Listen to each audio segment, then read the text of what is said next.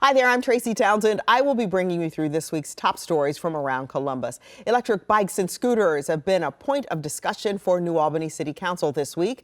Safety concerns led council members to approve new restrictions for anyone riding them in the city. A woman in Reynoldsburg spent a night in jail after she was wrongfully charged for a crime. Officials say a name mix-up led to that arrest. They say they are working on ways to prevent that from happening in the future. There is a chill in the air, meaning winter will be here before you know it. The Ohio Department of Transportation is already making preparations for what's to come this winter. Let's dive into these stories and more, making headlines around our city.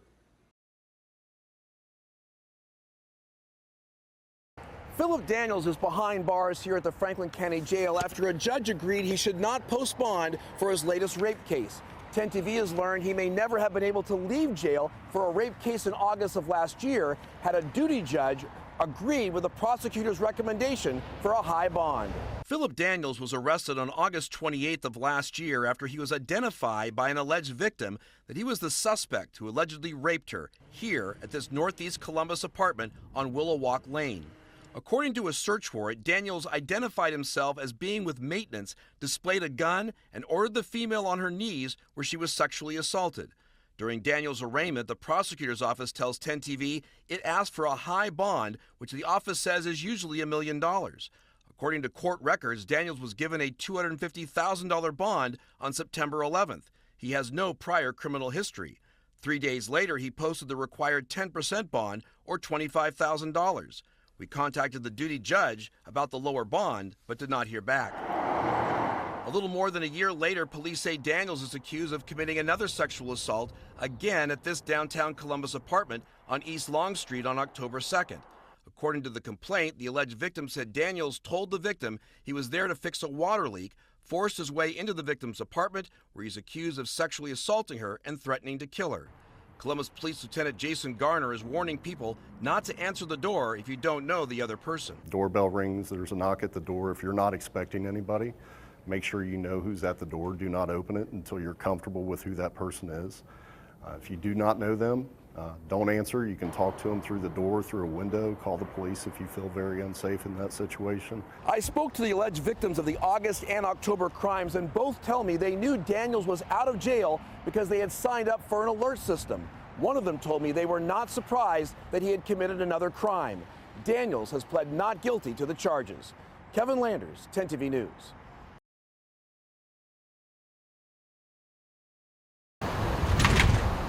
TV cameras were there as Blendon Township Police responded to several reports of cars being broken into. Well, it's extremely frustrating for residents that even if nothing's taken, they definitely feel violated when their car's been opened, console, glove box, items strewn about inside their car. Just the feeling of someone else being in your car at night can be very unsettling for a homeowner. Amanda Zapata's coach purse and coach wallet were stolen out of her car early this morning. Her Ring camera didn't catch the suspect, but we spoke to her through the surveillance camera about the theft. Extremely frustrating. You know, this is something I buy with my hard-earned money, having to have it stripped away just one night. And it happened to be the one night I decided to leave my purse in my new vehicle. Blendon Township Chief John Belford explains the department was fully staffed with 2 officers out on patrol last night to try to prevent these types of crimes. He says 3 officers have left in the last 2 months, fearing layoffs if a levy isn't passed in November. Belford himself is patrolling neighborhoods now to keep staffing levels up to keep you and your family safe. It concerns me greatly. We want to provide the best police service we can for the amount of money that the taxpayers give us to operate on. And it'll be very challenging to do that with less funds and less officers. Neighbors are hoping the suspects are caught soon. Because that's what they deserve, is to be in jail. In the eastern stretches of central Ohio, think Delaware, Licking, and Knox counties, The population boom is undeniable, and for the first time, Delco Water is looking east to the village of Utica, where testing is underway to tap into future water sources. We're hosting a meeting at Utica High School for the local residents to let them know about some water exploration activities that we're doing in and around the village there in the township. Delco Water, the utility serving nearly 60,000 customers, says current water sources can sustain demand for about a decade. But beyond that, it's uncertain. We're looking for source water. We're a growing utility. The whole region is growing in population. We need to find additional sources. Delco Water has been exploring potential new aquifers since before the Intel announcement. But Marsloff says that project accelerated everything. With Intel, we've just seen that level of urgency and, of course, the level of anxiety, particularly in Licking County. People are frightened of change. I've been out in Utica for most of the day trying to speak to people that own their land, who've been living off their well water, and a lot of them don't want to get on camera. They tell me this is a very sensitive subject, and they have a lot of fears. Fears that their water could dry up or become contaminated. They're concerned, understandably, that, if we tie into their aquifer that we're going to dry up their wells. I don't think that's the reality of the case. That certainly has not been our experience in the past, but that's one of their many concerns. Again, this meeting is here at Utica High School, and it starts at 6:30, so here in the next 30 minutes or so. And this is all about transparency. So if you're a resident, you live in Utica, you live in the township, this is the best time to stop by, get your questions answered, and get more clarity on the project. Reporting in Utica, Bryn Caswell, 10 TV News. Chicago Trend is the company that has a vision to bring the Mount Vernon Plaza back to life. It's time.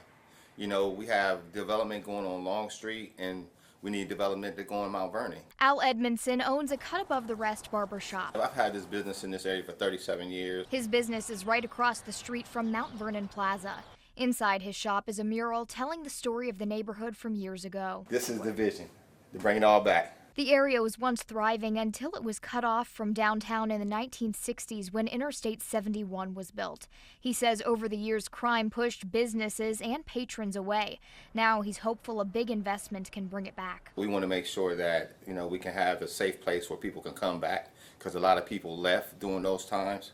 And now we want people to come on back and start bringing their businesses back to the neighborhood. Chicago Trend is trying to crowdfund to acquire and redevelop Mount Vernon Plaza, and Edmondson is all in. Well, I'm going to do 4 investments. I'm going to do my sons and me. So it's going to be good. According to the business plan, Chicago Trend is looking for investors to pool together at least $100,000 by November 26th. If it happens, the renovation would include the current shops and building new retail sites and 47 units of affordable housing. After 10 years, the business plan says the company would sell the property. I think that it's very important the person that they sell it to. Edmondson says he believes in the developer's vision, and he believes people are ready to come back to the neighborhood. Are you confident that, an investment like this will work? It'll be successful? Yes, because I've seen the blueprint, because he's done it in 8 other cities. Catherine Simon, 10 TV News. This all started with this police report filed back in July for a man who said his daughter's mother was making threats against him. But when the officer went to enter the suspect's information, she pulled up a woman with the same name who had nothing to do with this crime. When that woman learned she had a warrant out for her arrest, she turned herself in. Then, after spending a night in jail, a judge confirmed the charges were filed for the wrong person. We came to speak to the city attorney here in Reynoldsburg to learn how this mistake could have happened. In the report taken from a Reynoldsburg neighborhood, the officer writes the woman sent 13 texts threatening her child's father. The officer says she verified the messages and the number they came from. But the woman police charged with harassment doesn't have any children or even know the victim listed on the report. And the information just got inputted incorrectly.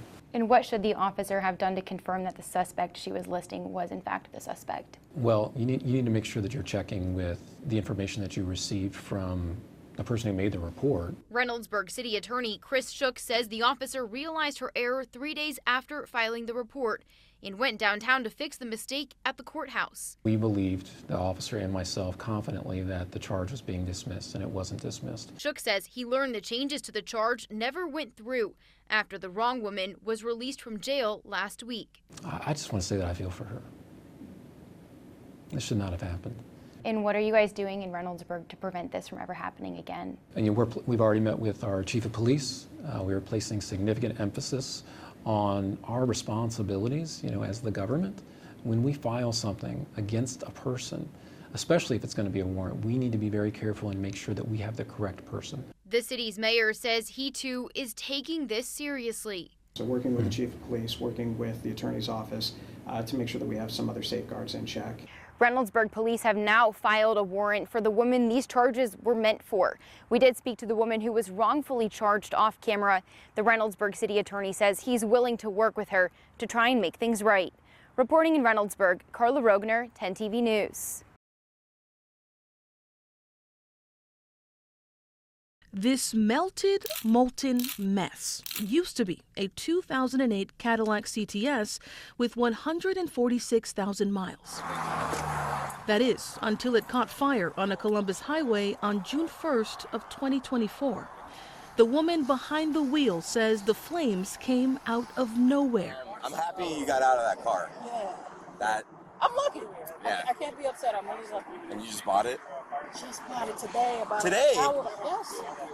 Yes, I just drove off the lot, got on the freeway, and That woman declined an interview, but provided documents to 10 Investigates showing she really did buy the car and a 30-day warranty that same day from a local dealer called Top Tier Auto. Her experience is one of more than 50 closed complaints to the Ohio Attorney General's office about the business. Harry Powell. So once you get it started. Also complained. He bought this 2010 Volkswagen CC with 194,000 miles and a 30-day warranty in February. He says the car had some problems, but the dealership promised to fix them. Went to pick it up, got maybe 4 miles from their dealership, and it started billowing smoke out of it, overheating, lights on the dashboard, and it just stalled out. Email mediation with the Attorney General's office in March shows that Top Tier Auto agreed to fix the car again. But both sides couldn't agree on payment for the parts. And after hitting that stalemate on the pending repayment, he emailed 10 TV. Would you make your client available so we can speak to him directly?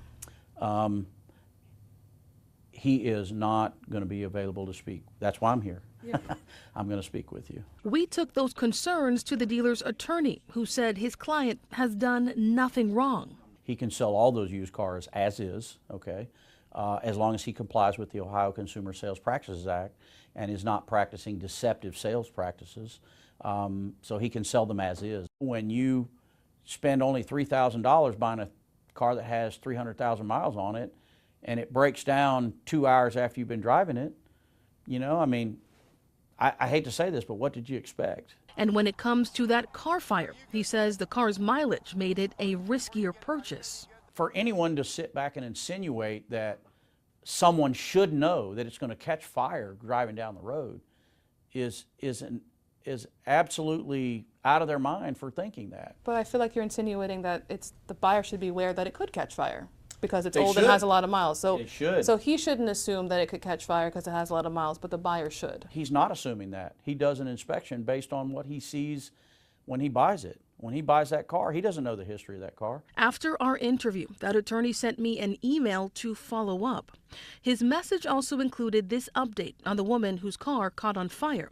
It says, quote, after her car was inspected, there was some evidence the car had been worked on by someone other than anyone from Top Tier Auto Corporation after purchase, and that uncertified work caused the car to catch fire. Body camera footage shows that police brought that woman back to the dealer after her car caught on fire, but it doesn't show the inspection the attorney referenced. When we asked the attorney if we could have a copy of the inspection he mentioned, he told me the law doesn't require his client to do that kind of inspection and that there was, quote, nothing to provide to me. It's a dead end in a search for answers that's left that woman looking for a new car and Harry Powell weighing his options. I can have a new engine put in for about $3,400. So that's where I'm at. It's going to be put a new engine in the car just to get it running, and with the money I've already put into it, I'll end up putting about 10 grand in that to even get it on the road. The new scam is targeting riders after they call for a ride through the rideshare app. The way it works is it'll look like you're getting a phone call from your driver or even Uber through the app. That caller on the other line will then ask you to verify some of your account information and send you a verification code. That allows scammers to get access to your account and your payment information. Just a lot of psychological manipulation that they play on with the consumer who needs a ride. Leanne Lanigan at the Better Business Bureau says this scam works because it feels so real. He knows who you are, he knows your pickup spot, he's sending you a picture of himself, he's explaining a new policy to you and threatening to cancel if you don't want to verify your information. She says asking for that information over the phone is a major red flag. On its website, Uber warns it will never call, text, or email you to request your password, verification code, or banking details. This is a message echoed by longtime Uber driver Caprina Ross. We do not ask them for any of their payment information. We don't ask them for that's a safety feature that we just don't do. She believes she was targeted in a similar scam last year as a driver. One thing they got wrong was I'm very seasoned, so I already knew what to do. The first thing they asked me for is could they verify my payment information. Lyft or Uber would never ask me for that. She knows it can be easy to get distracted when you're trying to get from place to place in a rideshare, but she says staying vigilant of scams like this is important. More and more of this is going on each and every day, and scammers are trying to find out ways. If you suspect a scam, you should report it to the rideshare app, then call your bank. Reporting in Columbus, Carla Rogner, 10 TV News. Today, the 15 counties here in central Ohio that the Ohio Department of Transportation covers will be checking all of their snowplows to make sure they're ready for the winter season. More than 99,000 tons of salt will be delivered in the coming days to prepare for any potential snowfall. Workers in Districts 5 and 6 are responsible for plowing nearly 8,600 lane miles during any given snowfall, and will check all trucks for issues today. Mechanics conduct 150-point inspections, which involve checking everything from plow lights, blades, and salt spinners. Right now, select counties in central Ohio are still looking for seasonal snowplow drivers. This comes as a record number of Ohio Department of Transportation vehicles have been hit on the side of the road so far this year. Last year in the 2024-2025 winter season, our plows were struck 54 times. So that's 54 more times than they should have been struck. We always want that number to be closest to zero as possible. Now, there are more than 300 trucks that cover this entire region, and they still do need seasonal drivers. You can apply on ODOT's website or head over to this story at 10tv.com. In Delaware County, Amy Steigerwald for 10 TV News.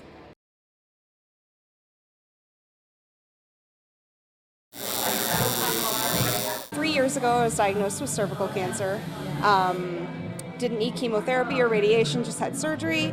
But our family history is heavy with BRCA1 positive mutation. Jamie Tech says she chose her health over keeping her breasts and had a double mastectomy. With scars left behind, she decided to change her view. It was something I've always known I was going to do. I have a lot of tattoos, so it's always been kind of my thing. As I've gone through my journey, I got a tattoo for each of those, those times. Taking control of her body and beauty. This piece is the end of that for me. This is the P.Dot Ink, or Personal Ink Day. A lot of these ladies were either not eligible for reconstruction or chose to have it and it didn't go the way they wanted. And at the end of the day, a surgeon got to choose what their scar looked like, not them. And so this is a way for them to reclaim and take that back with a beautiful piece of art. 8 women got to choose what their chest looked like instead of a doctor. When I could put something beautiful on me and cover a lot of, the scars and those reminders, instead now I see something beautiful. Carrie Bennett got her tattoo done last year, a butterfly to represent changes.